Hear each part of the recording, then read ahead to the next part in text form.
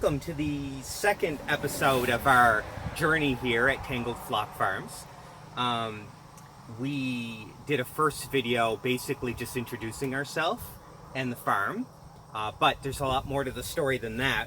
We need to catch you up on how we even got here.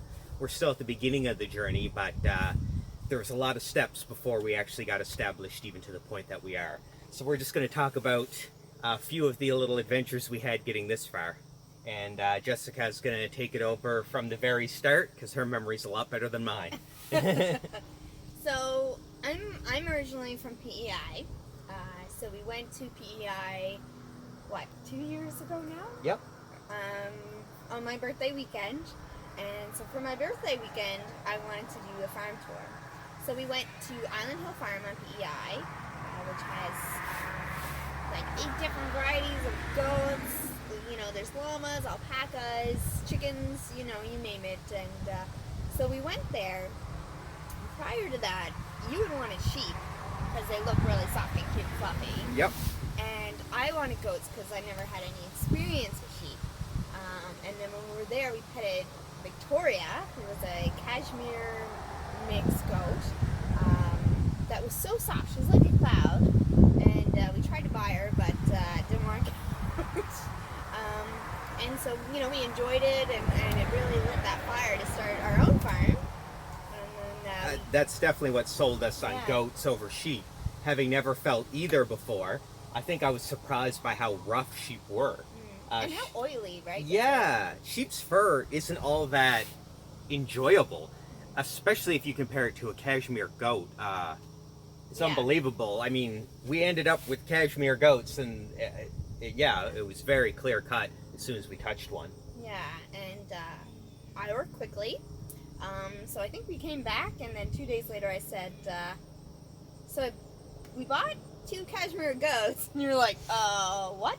Yeah, just to put that in perspective, we bought 2 cashmere goats. We didn't live on a farm. In fact, we lived in a subdivision that did not allow animals. Yeah. That had a tiny yard that wasn't even big enough for a dog to use the bathroom in. Not even joking, it's the size of this deck was our backyard.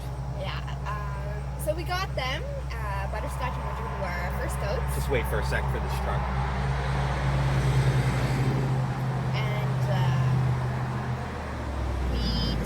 That we had a friend at the time. I was taking horseback riding lessons, and he said we could keep our goats there. So we put them there, and it was wonderful.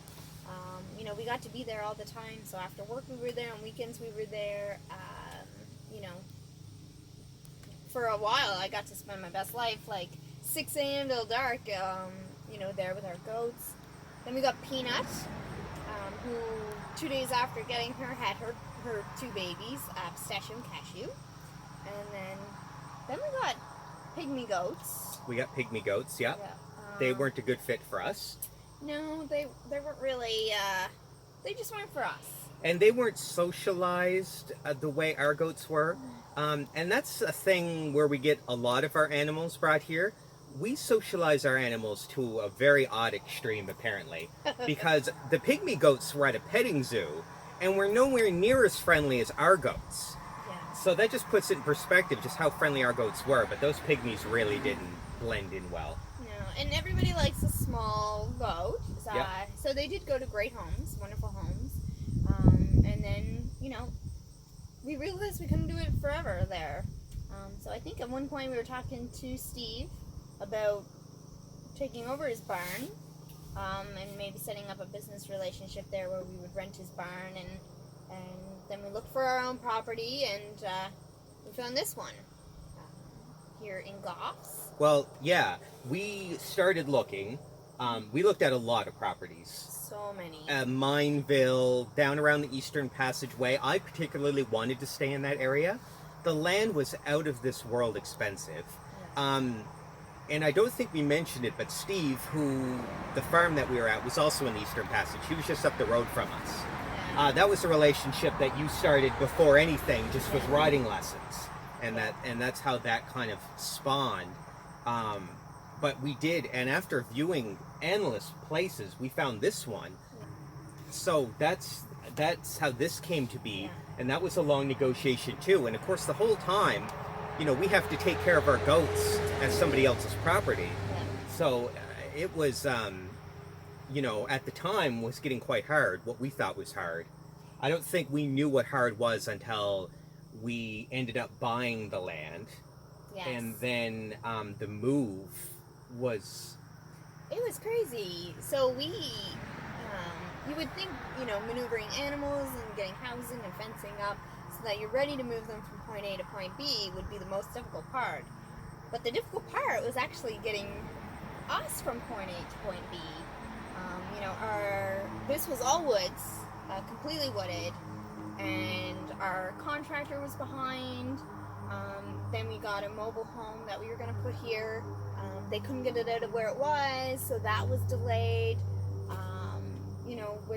But meanwhile, we also sold our other house. Yeah, because we needed to sell it to get the money to buy all the things we needed here. Yeah. And in the process, we actually cleared out a little spot in the woods, and the goats were here. So the goats were living here. And the ducks. And the ducks. We weren't living here. We were still in Eastern Passage, so we had to make the stop here. And like she said, the house got delayed getting here, and our house sold.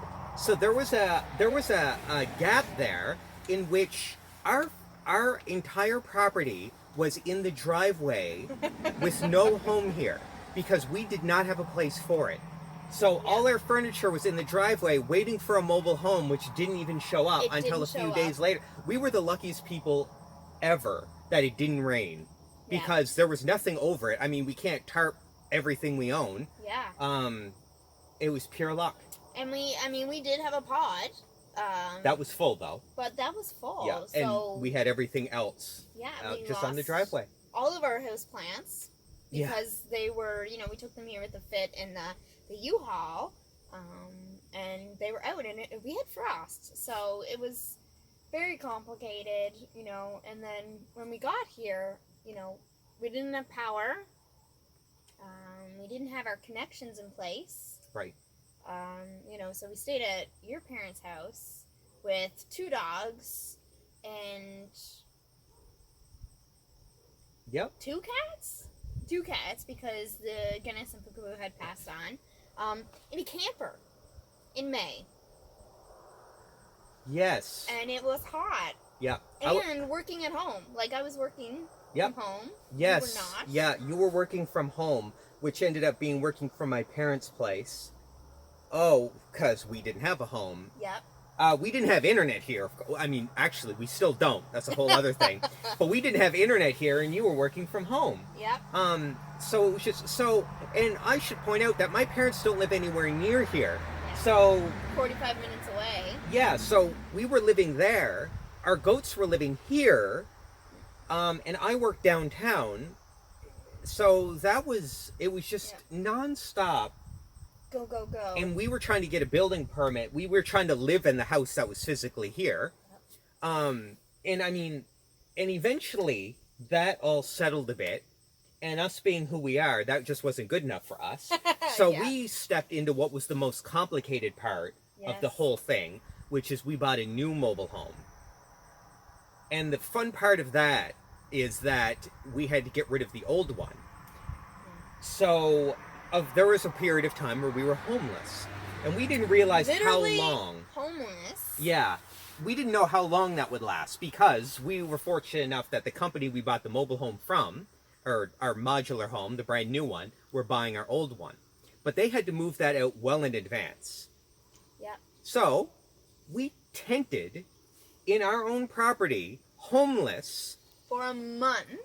While waiting for the new home to arrive. Now, you have to understand, we had to clean out everything we owned of that mobile home, put it into storage tents that were sitting beside us on the property, which got raided by raccoons every freaking night. And they had a party, believe it or not, and it was not peaceful. No, and our wonderful dogs hid under us during any of the commotion, because they were apparently scared of these raccoons. But yeah, so just back there, we tented overnight for a month. It was a month, from October 9th to November 9th. And this is Canada, so I don't know where you're watching this from, but we're in Canada. That was cold. We had a couple frost nights. Couple minus. Yep, so we had a My Buddy propane heater, which we weren't sure wasn't going to kill us. because it is propane indoors. Yep.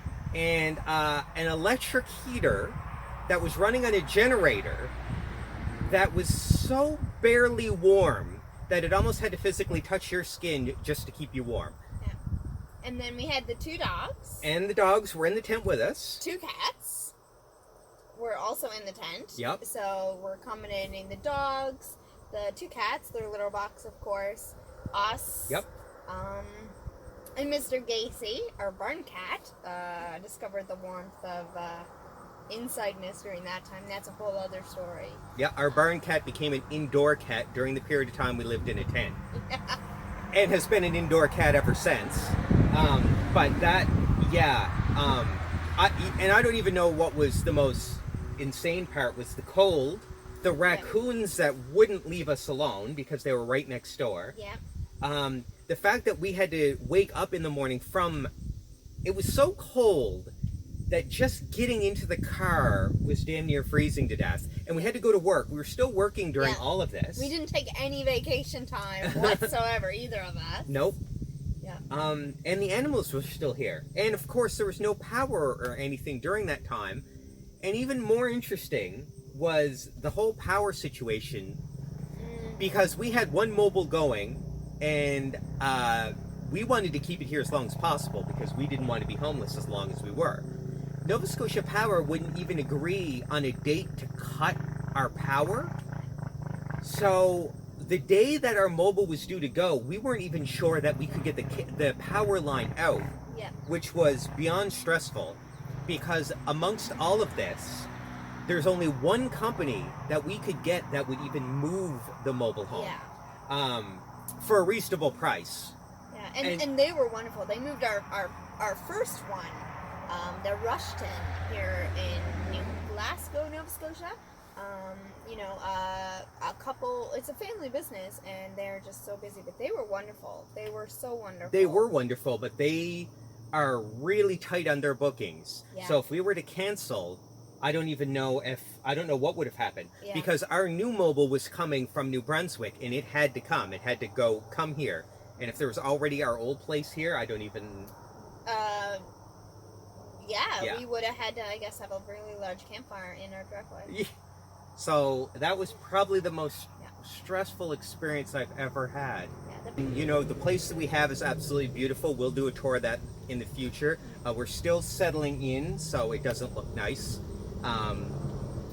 But that power thing... Oh, and to add to the whole power thing, if you thought that was enough, that was only part of it. During all of this, we decided it would be a great time to buy an electric car. Purely electric. Yeah. Now, the vast majority of the time we lived here, there was no electricity. So we spent almost every day after work at the mall using their charger just to keep our car going, which we were using for entertainment because it comes with its own internet and Netflix and all that. We actually used the car for heat and entertainment when we had nothing else to do. But we had no way to charge it. Yeah, it was an adventure, but I wouldn't change anything. It was an adventure. It was great storytelling every day at work. Yep. When they couldn't believe in, October, freezing temperatures, heavy rain. Yep. Where our tent flooded. So that was, remember that? That was awesome. So it made a good story every day. I ended up showering in cells. That's prison cells. Yeah. Because we work in courthouses. Yeah. So I showered in cells. So you can imagine how that looks like. Yeah. Because there's no privacy. And one of our wonderful sheriffs kept guard because I was showering while one of the prisoners was actually in court for his appearance. So I had a really tight timeline. I had to shower and get out before this prisoner came in. So it was great. It was a great time. I don't know if I want to do it again, though. Nope, and that's why we'll probably live in this place until we die, because we're done with the moving. But, it was worth it, because now we got the place. We're clearing out our acreage now. Our animal collection's growing. I don't even know what to tell you our next plan is, because we're working on orchards and fields now. We'll show you all of that as they develop. But that was the crazy part of how we got to where we are. So now that you're up to date, hopefully going forward, we will update you on the future projects that we plan to have.